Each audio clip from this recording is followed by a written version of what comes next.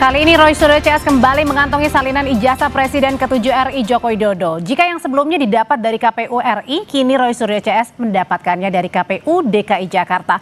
Lalu yang jadi pertanyaan, apakah salinan ini makin menguatkan tudingan Roy Suryo CS dan bagaimana juga sikap dari pihak Jokowi terkait usaha para penudingnya terus-menerus mencari bukti. Kita akan membahasnya malam hari ini bersama dengan para narasumber. Ada Roy Suryo, penuding ijazah palsu Jokowi. Mas Roy, malam. Selamat malam, Mbak Audrey. Dan ada juga Rifai Kusumanegara, kuasa hukum Jokowi. Bang Rifai, malam. Malam, Mbak Audrey. Malam. Oke, ini kita duduk bertiga lagi di sini di Sapa Indonesia Malam. Kali ini ada yang berbeda, dejavu. Kali ini ada yang berbeda. Mas Roy mendapatkan salinan baru yang didapatkan dari KPU DKI Jakarta. Katanya ada kejanggalan perbedaan dengan KPU pusat. Yang mana janggalnya, Gini, yang mana bedanya? Jadi kalau kita lihat ya antar ijazah itu pasti ada perbedaan, yaitu pada legalisasinya. Okay. Ya, gitu. Ya, ini yang KPU pusat. Ya, jadi artinya tadi keselip nggak gebah. Jadi kalau ada dua, saya bisa tunjuk yang tadi KPU DKI itu legalisasinya ada di atas ini. Bentar, ini yang pusat ini dari atau pusat? Pusat penandatangannya adalah DK-nya namanya Dr. Budiadi. Nah, kalau yang DKI itu tadi yang sudah disebut sama Pak Dr. Punatua, penandatangannya Profesor Niam. Ya gitu. Jadi beda namanya. Beda namanya. Nggak apa-apa, itu justru akan semakin membuat kita menelisik apakah benar para penandatangan ini adalah yang existing pada tahunnya. Gitu lah. Dan yang menarik adalah karena dulu sempat ada tuduhan dari salah seorang rekan kami bahwa itu sempat ijazah itu dibuat di UPP, Universitas Pasar Pramuka, dan itu tahunnya adalah 2010 atau 2012, maka nanti yang Solo itu yang sangat-sangat berpengaruh. Apakah yang Solo itu sama dengan ini atau beda? Nah, jadi krusialnya. Tapi yang menarik gini, Mbak, apapun itu 3 ijazah atau 2 ijazah yang sementara kami dapatkan, ya, itu adalah masing-masing sebenarnya adalah memiliki persamaan, semuanya adalah ijazah yang tidak identik dengan ijazah pembanding dari 3 temannya. Itu yang krusial, karena berarti apa? Berarti ijazahnya insya Allah 99,9% palsu. Oke, jadi kita bahas dulu yang tadi perbedaan antara nama dekan yang menandatangani antara versi yang KPU Jakarta dengan pusat. Betul, kalau KPU Jakarta itu kan untuk dia Pilgub tahun 2012. Sementara yang pusat itu untuk Pilpres tahun 2014 dan 2019. Dan tidak apa-apa berarti artinya kalau perbedaan nggak apa-apa, kalau itu nggak apa-apa. Kalau itu masih oke. Cuman adalah kami juga mempertanyakan kenapa antar 2 KPU pusat dan KPU DKI itu melakukan penutupan terhadap beberapa informasi yang menurut kami yang ada mana, 11 loh. Yang mana? Ini tanda tangan Pak Yakob itu ditutup. Tanda tangan dari Pak Sunardi ditutup. Kemudian nama Jokowi masih ada, tapi tanggal lahir, kemudian data-data ini ditutup. Bahkan legalisatornya ya di sini nama itu juga ditutup. Nomor ijazah ditutup. Bersifat kerahasiaan mungkin? Itulah anehnya ya, karena ini semua sebenarnya tidak masuk di dalam Undang-Undang Keterbukaan Informasi Publik yang dikecualikan. Makanya kami pertanyakan ya, uji konsekuensinya. Ini kan nutup ini kan harus ada melalui satu proses namanya uji konsekuensi. Uji konsekuensinya mana? Jadi ini masih panjang nih. Gitu prosesnya. Oke. Ya, jadi artinya ini semua masih harus pertanyakan dan ini masih panjang ceritanya. Jadi artinya ini masih akan Bang seru. Rifai, ini katanya dipertanyakan oleh kubu Roy Suryo CS, kenapa tidak ada tanda tangannya, kenapa tidak ada nomornya, kenapa juga tidak ada, apalagi tadi masuk tanda tangan, nomor, nama-nama yang ditutup yang sebenarnya itu tidak termasuk dalam data pribadi. Jawabannya? Pertama, itu yang harusnya menjawab KPU. Karena yang menutup KPU. Karena tentunya waktu diserahkan oleh Pak Jokowi saat pilkada maupun pilpres itu lengkap. Ya. Bahwa ini ditutup, apakah mungkin teman-teman KPU masih melihat bahwa ini adalah data pribadi yang tidak bisa dikeluarkan begitu saja. Tapi karena desakan dari teman-teman Pak Bang Roy CS, maka akhirnya diserahkan, tapi dengan catatan beberapa data pribadi ditutup. Itu kembali lagi asumsi ya. Jawaban lebih pasti adalah ditanyakan KPU. Tapi yang menarik di sini adalah bahwa selama ini tuduhan-tuduhan bahwa ijazah Pak Jokowi itu tidak pernah ada, ya sekarang sudah terbantahkan. Dulu kan kalau nggak salah Mas Roy Suryo bilang bahwa informasi Bang Taufik nggak ada tuh ijazahnya, kopinya, nyatanya ada semua. Udah didapatkan salinannya. Itu dan sekarang dibuktikan sendiri oleh Bang Roy Suryo CS bahwa ijazah itu ada di masing-masing KPU dan telah diserahkan jauh sebelumnya. Kedua, ada tenaga legalisir. Di sini menarik sekali. Ini membuktikan bahwa seluruh kopi-kopi ijazah yang diserahkan itu sudah disahkan oleh penerbit. Artinya apa? pihak UGM sendiri membenarkan ijazah ini. Kalau nggak tidak mungkin dilegalisir. Tapi nggak puas Karena katanya ketika terima. ini fakta umum. Ya. Prosedur melakukan legalisir itu adalah tunjukkan aslinya, baru kopinya dicap. Nah, Ini di semua kampus seperti itu. Ini kan? yang menarik. Nah, maka fakta untuk ini tentunya juga menjadi satu penguatan bagi kami bahwa selama ini ijazah Pak Jokowi ada dan selalu diberikan dalam persyaratan pencalonan entah pilkada maupun pilpres. Dan kalaupun yang ditutup-tutupin, ini bukan adalah yang ditutup-tutupi. Memang karena mungkin salah satunya alasannya kerahasiaan tadi ya, dugaannya ya. Karena kembali lagi kan ini kemarin perdebatannya cukup kencang.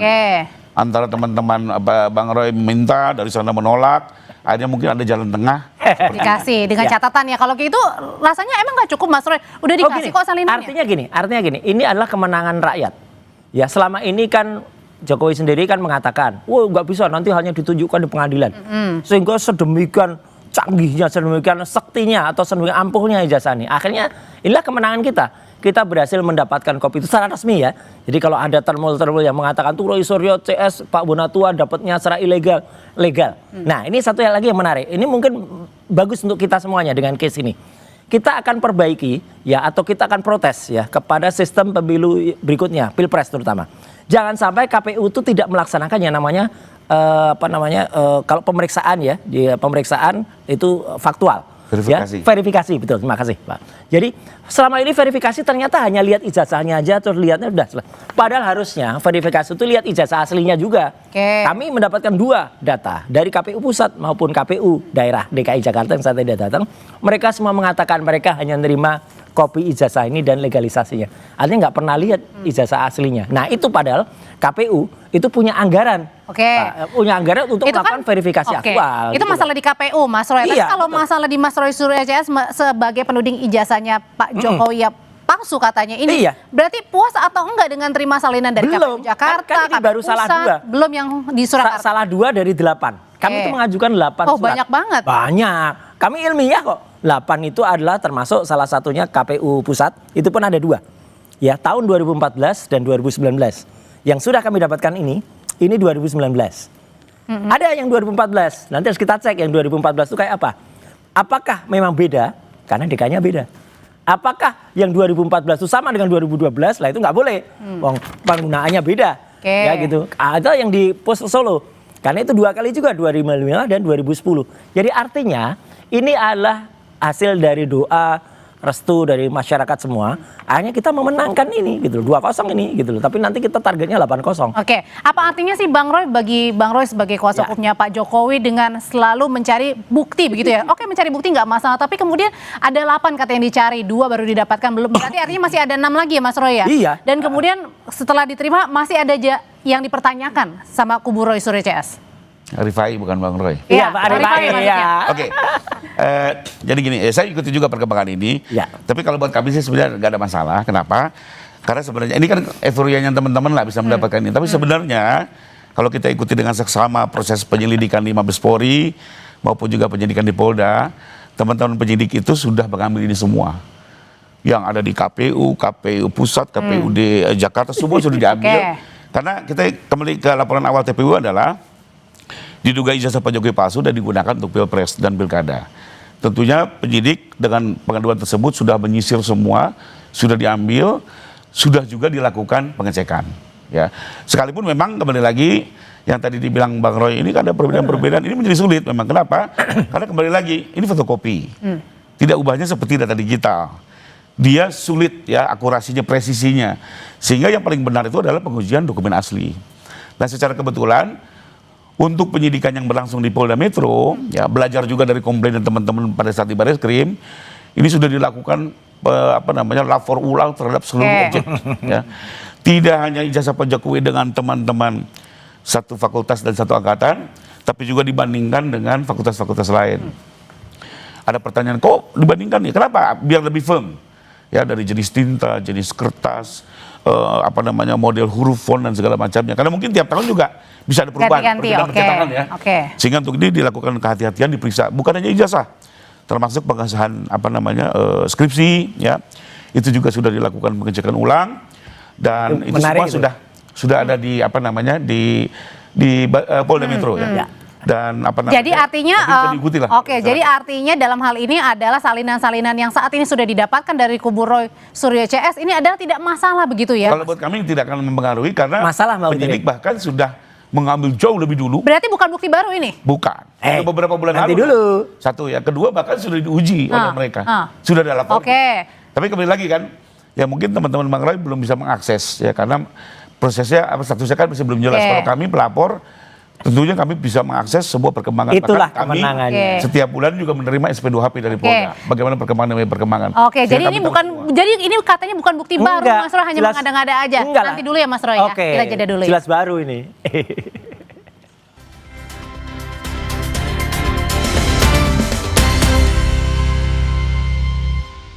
Bang Rifai, adalah ini nggak ada bukti yang baru kok, Oh, sama-sama gini. aja, udah diuji semua di lapor. Justru inilah membuktikan fotokopi ijazah yang ada di KPU Pusat, yang di KPU DKI, itu adalah tidak identik dengan ijazah pembanding.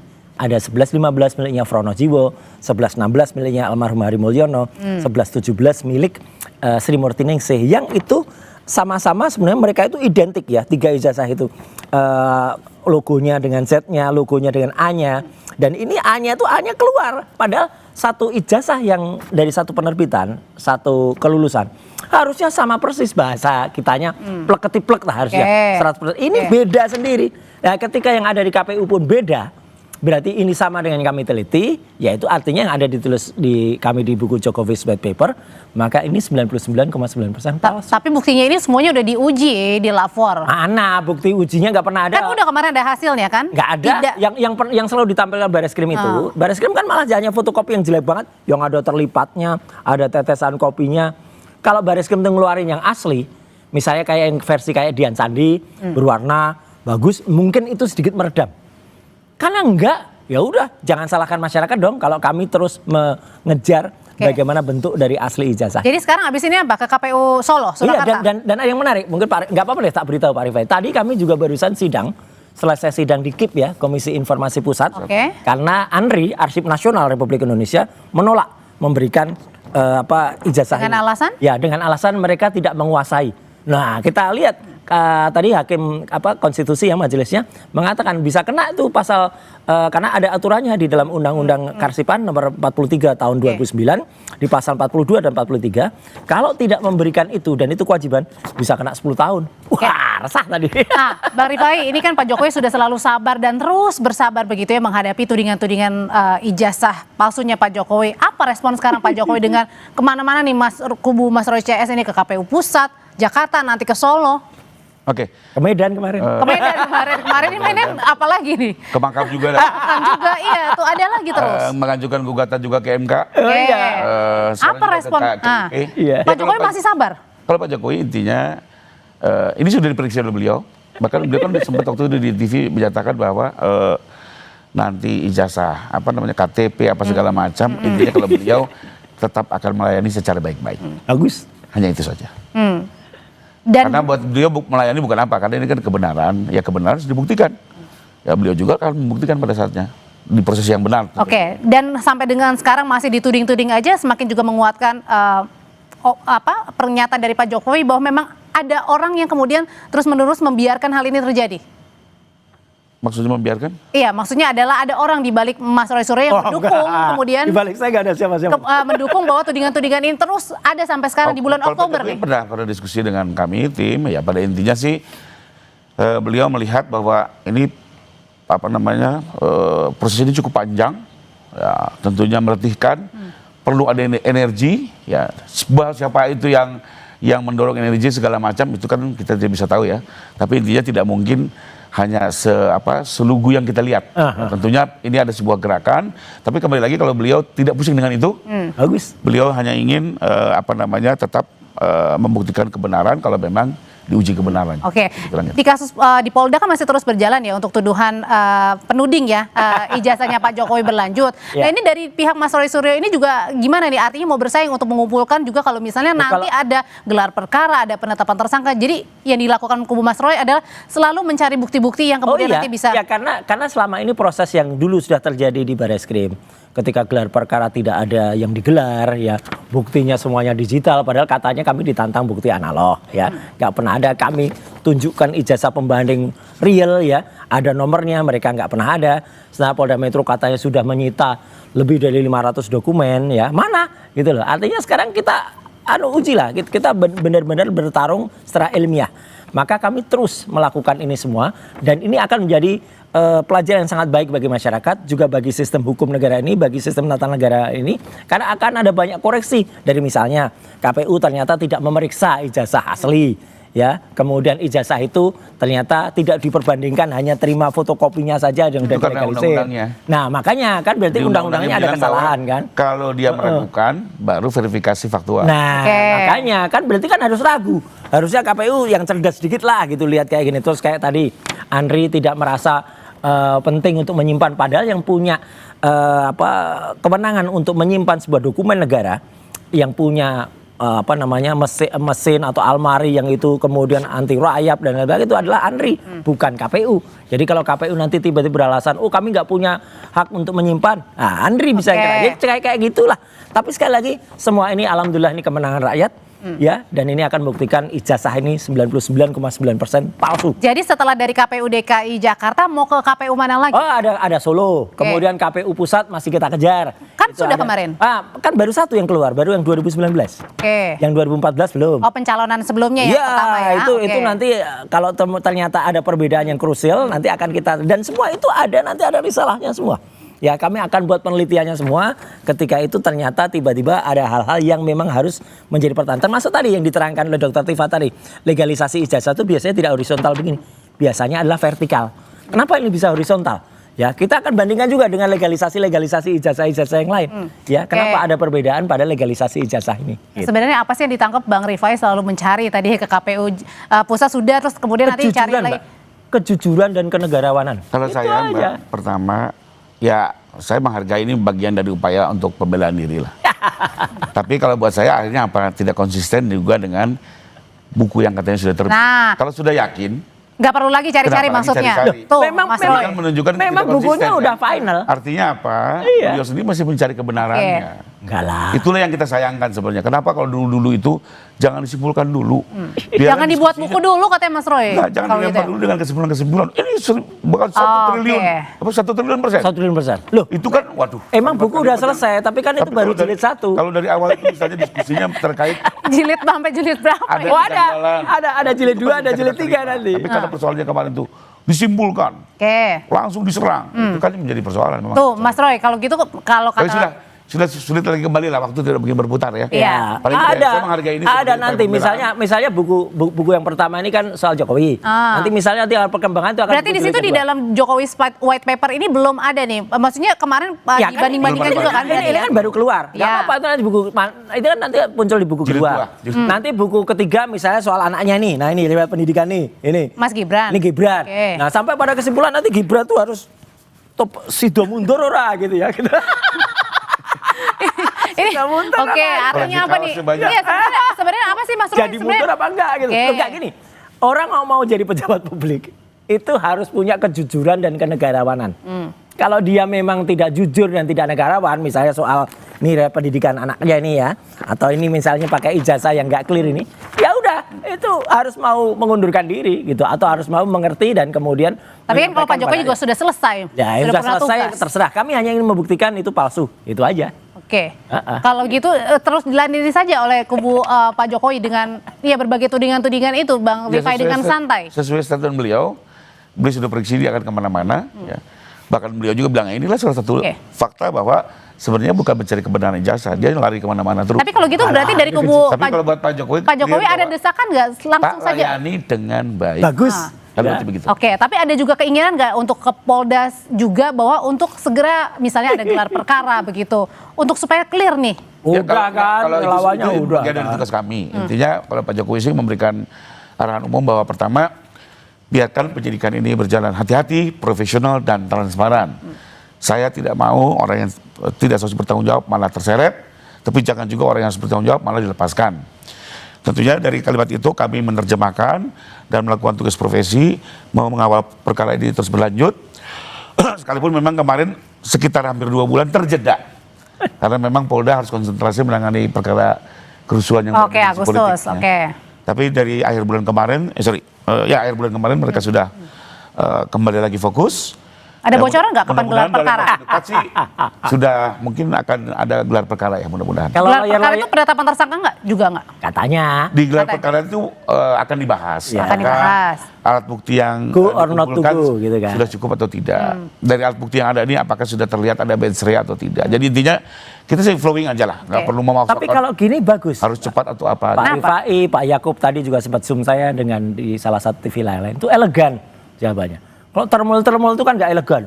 Wah, akan mendesak, akan demo, 500 orang akan demo di depan. Kan sebagai bagian dukungan juga Mas Roy. Enggak, akan malah mengajarkan porno aksi dan pornografi, akan demo dengan hanya menggunakan bra dan CD. Waduh, itu kayak gitu kan ya, kita ketawain Pak Rifai sampai ketawa. Tapi kalau misalnya tadi dalam waktu dekat misalnya ada gelar perkara, Ya, ada unsur mensrea atau enggak, sudah siap apapun nanti hasilnya? Dari awal kami sangat siap, tapi pihak sana apakah juga siap? Gitu lah. Karena apa? Karena fakta-fakta itu semakin membuktikan gitu, apa data-data yang kemudian muncul yang tadinya KPU pada menyimpan rapat ya, KPU menyimpan rapat sekarang membuka semua. Meskipun tidak ada yang maksudnya ditutup. Loh, iya, ini pun harus kita kejar kan gitu. Ini harus kita kejar dan semakin membuktikan sekali lagi bahwa ijazah ini adalah identik atau sama dengan ijazah yang kami teliti yang sudah ada dalam buku Joseph Paper, yang itu adalah tidak identik dengan ijazah asli lainnya. Artinya palsu. Oke, kalau dari menurut kuasa hukum sendiri Bang Rifai, sebenarnya ini endingnya apakah nanti pada saat gelar perkara mengakhiri semua tudingan-tudingan atau gimana? Oh enggak, jadi gelar ini secara umum dulu saya jelasin. Gelar perkara ini bisa dilakukan setiap waktu. Ini lebih kurang seperti rapat evaluasi lah. Oke. Ya sudah sekian lama selesai ada evaluasi pertama akan dilihat. Ternyata bisa dari gelar, cari lagi alat bukti lain, dalamin lagi, cek lagi apakah yang didapatkan Pak Roy ini sudah kemarin sempat ikut di lapor atau tidak. Itu semua akan diputuskan di situ. Oke. Atau ternyata sudah cukup. Sekarang tinggal menentukan siapa tersangkanya. Berdasarkan alat bukti. Bisa kedua. Bisa juga ketika gelar perkara itu adalah menghentikan. Nah, Oke. Ya, dan Tidak semua cukup ini di dalam gelar perkara. Jadi intinya kembali lagi bahwa saya nggak mau mendahului. Gelar perkara itu pasti apa? Oh, Penetapan tersangka. enggak. Oke. Bahkan untuk menghentikan pun harus ada gelar perkara. Oke, dan sebelum menunggu Cuma sampai lebih menunggu kepada evaluasi. Dan memang menurut saya ini kan sudah 6 bulan ya. Sudah memang waktunya lah. Sudah cukup ya. Evaluasi Dan pertama. kalau Kita akan lihat nanti selanjutnya seperti apa juga kita berikan ruang lah kepada penyidik. sambil menunggu gelar bekerja secara ketat. sambil menunggu gelar perkara Mas Roy berarti artinya masih terus ya menuju ke KPU ya. Tidak ada yang harus diselesaikan ya. Semua kita kejar, semuanya kita kejar dengan kejujuran dan kenegarawanan itu yang kita kejar. Terima kasih kepada masyarakat yang terus mendukung karena ini semua juga terjadi karena dukungan dari masyarakat dan juga ridho dari Allah Subhanahu wa taala. Mas Roy Suryo terima kasih, Bang Rifai Terima kasih. Kusumanegara terima kasih. Sama-sama, Selamat malam Bapak-bapak. Malam. Setelah ini kami hadirkan informasi bersama Radi Saputra dengan informasi dari Prabowo akan menyaksikan momentum bersejarah penandatanganan perjanjian damai untuk menghentikan perang di Gaza.